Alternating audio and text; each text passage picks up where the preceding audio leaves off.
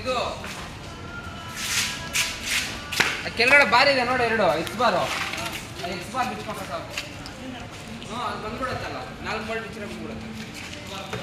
Charge ಬಿಚ್ಚಂಗಿಲ್ಲ, separate bar.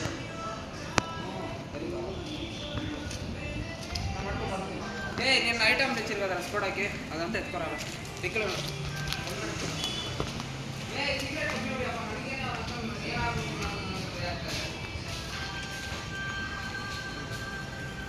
Tea ತಗೊಂಬ, ಚಾಯ್